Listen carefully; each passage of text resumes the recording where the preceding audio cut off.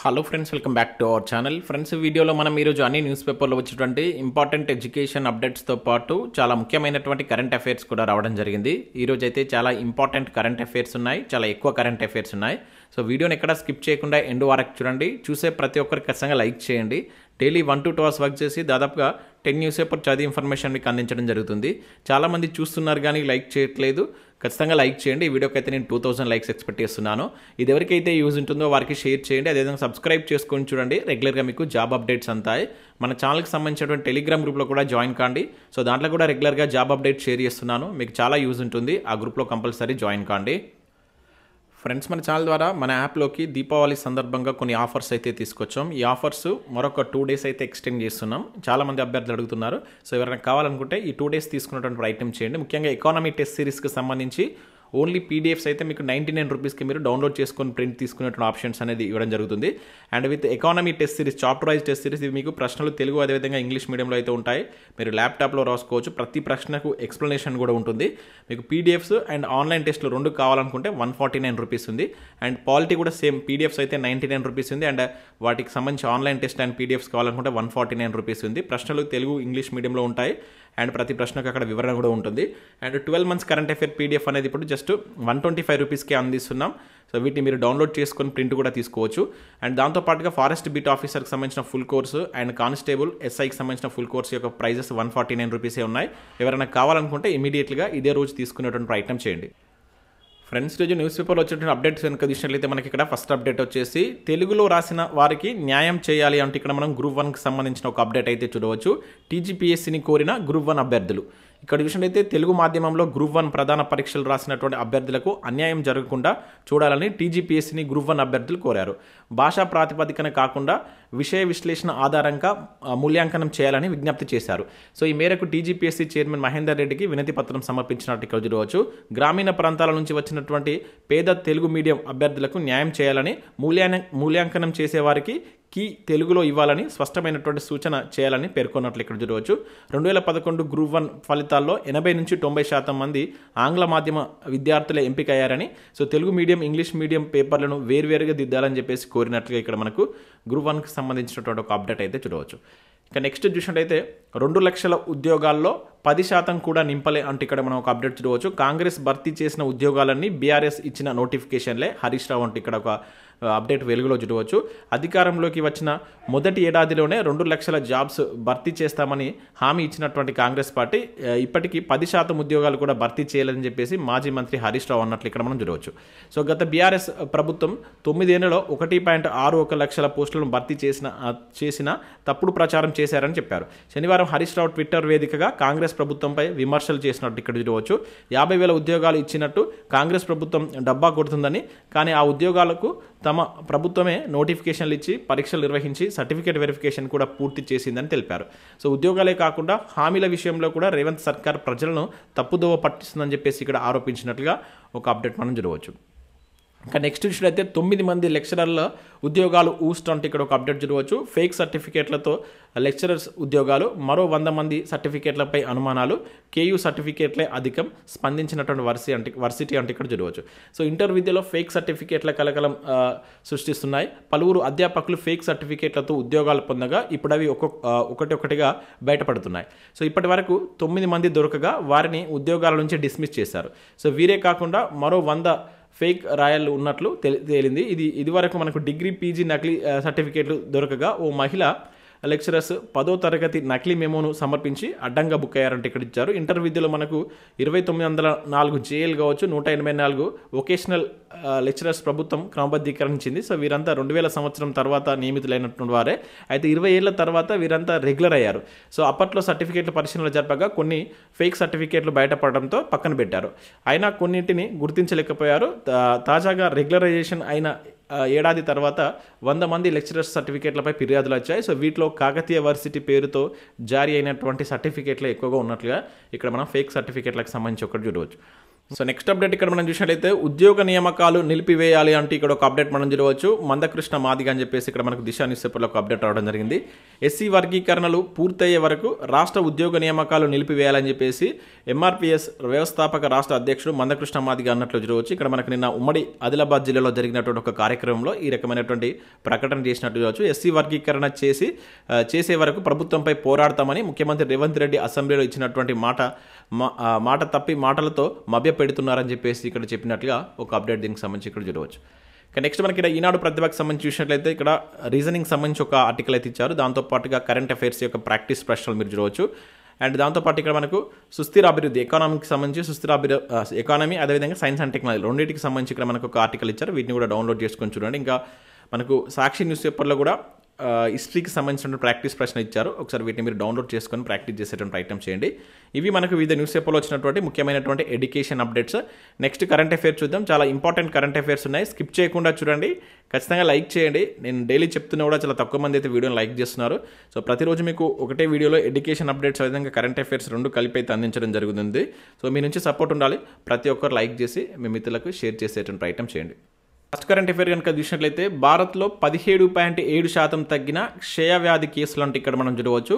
కొంచెం ఇది బ్లర్ అవుతుంది. యాక్చువల్గా ఏంటంటే న్యూస్ పేపర్లో ఇది చాలా చిన్నగా ఇవ్వడం వల్ల దాన్ని మనం జూమ్ చేసి స్క్రీన్ షాట్ తీస్తాం. సో అందువల్ల కొంచెం కరెక్ట్గా కనబడట్లేదు. కాకపోతే నేను చదివి వినిపిస్తాను, జాగ్రత్తగా వినేటువంటి ప్రయత్నం చేయండి. ఇక్కడ చూసినట్లయితే భారత్లో గడిచినటువంటి 8 సంవత్సరాల్లో క్షయవ్యాధి కేసులు అనేటువంటిది 17.7% తగ్గుదల నమోదైనట్లుగా మనకు ప్రపంచ ఆరోగ్య సంస్థ వెల్లడించినట్టు ఇక్కడ మనం గుర్తుంచుకోవాల్సి ఉంటుంది. ఈ నెంబర్ గుర్తుంచుకోండి. ఇది 17.7 అనేది చాలా ఇంపార్టెంట్.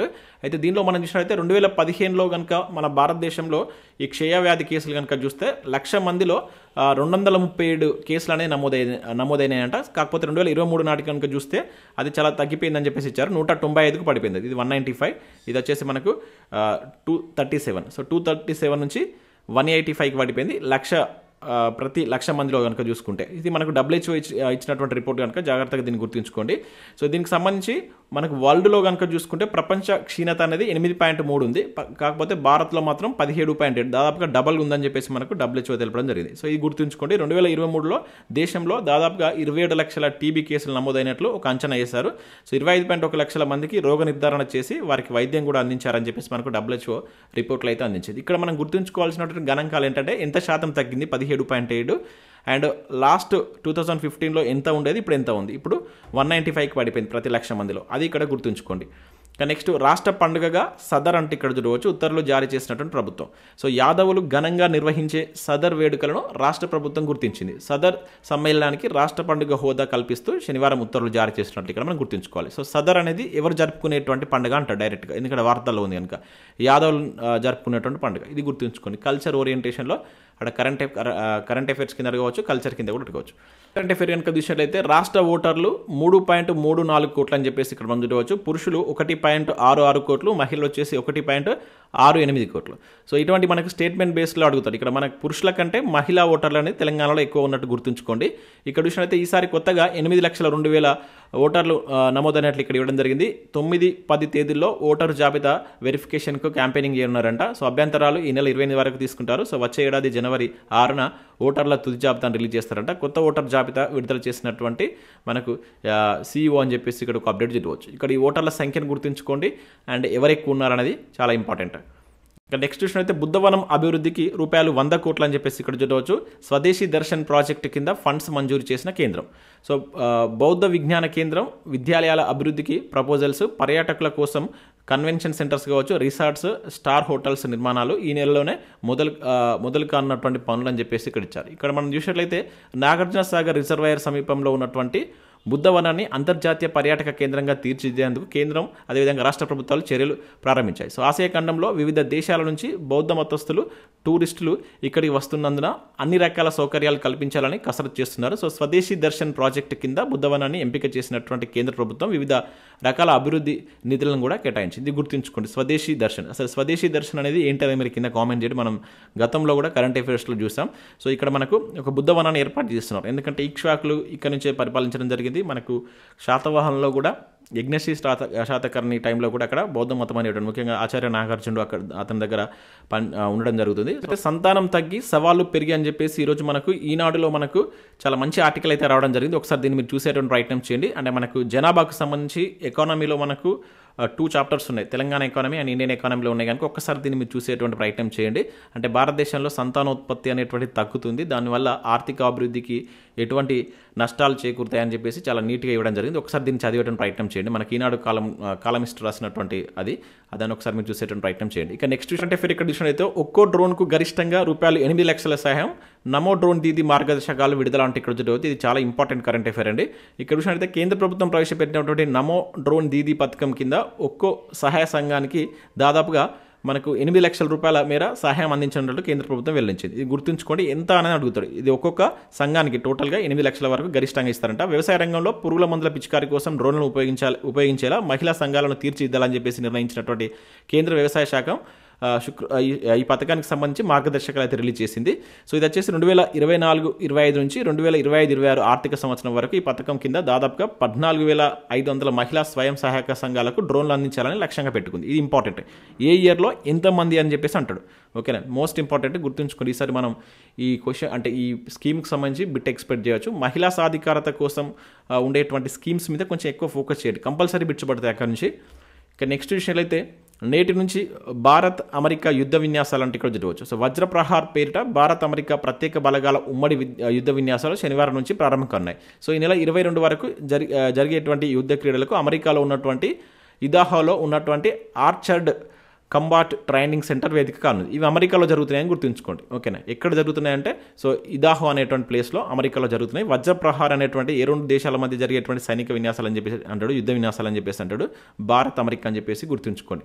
ఇవి మనకు ప్రీవియస్లో అడిగిన సందర్భాలున్నాయి. కంపల్సరీ అంటే మనకి ఈ విన్యాసాలకు సంబంధించి ఏదైనా ఒక క్వశ్చన్ అడగడానికి ఛాన్స్ ఉంటుంది. సో వజ్రప్రహార్ విన్యాసాలు మనకు చివరిసారిగా 2023 డిసెంబర్లో మేఘాలయలో జరిగినాయి. లాస్ట్ టైం మన దగ్గర జరిగినాయి, ఇప్పుడు అమెరికాలో జరుగుతున్నట్టు గుర్తుంచుకోండి. ఇంక ఇవే కాకుండా మనకు సెప్టెంబర్లో రాజస్థాన్లో యుద్ధాభ్యాస పేరిట కూడా ఉమ్మడి విన్యాసాలు జరిగాయి. ఆల్రెడీ నేను నిన్నటి కరెంట్ అఫేర్లో చెప్పాను, యుద్ధాభ్యాసకు సంబంధించి మనం సెప్టెంబర్ కరెంట్ అఫేర్లో చూసాం. సో నెక్స్ట్ అప్డేట్ ఇక్కడ చూసినట్లయితే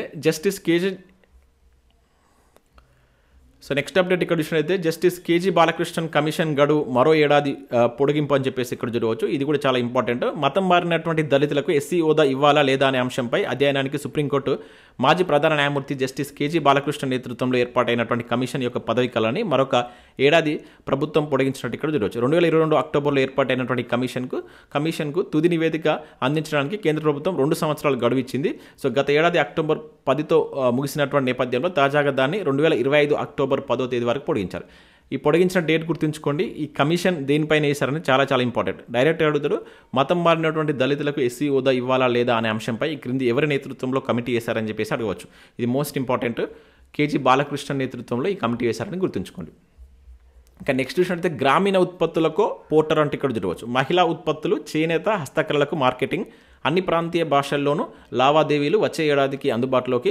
సో రూపకర్తల్లో మనకు IIIT Hyderabad associate professor Ravikiran కూడా ఉన్నాడంట. సో ఇది గుర్తుంచుకోండి. ఇక్కడ చూసినట్టు మనకు వినియోగదారులకు నాణ్యమైనటువంటి ఉత్పత్తులు అందించడంతో పాటు గ్రామీణ ప్రాంతాల్లోని మహిళా ఉత్పత్తులు కావచ్చు, చేనేత, హస్తకళలకు వాటిని విశ్వవ్యాప్తం మార్కెట్లోకి తీసుకొచ్చేందుకు ఈ విక్రమ్ అనేటువంటి పేరుతో ఒక ఆన్లైన్ పోర్టల్ అనేది కేంద్ర ప్రభుత్వం రూపొందిస్తుందంట. సో ఈ పోర్టల్ను కేంద్ర ప్రభుత్వ శాఖలే నిర్వహిస్తాయి. అయితే ఇది మనకు నెక్స్ట్ ఇయర్ నుంచి రాబోతుంది అనమాట, గుర్తుంచుకోండి. ఈ పోర్టల్ నేమ్ గుర్తుంచుకోండి, చాలా ఇంపార్టెంట్. డైరెక్ట్గా అడుగుతారు ఈ పోర్టల్ నేమ్ ఏంటని చెప్పేసి ఆ రకంగా క్వశ్చన్ అడగడానికి ఛాన్స్ ఉంటుంది.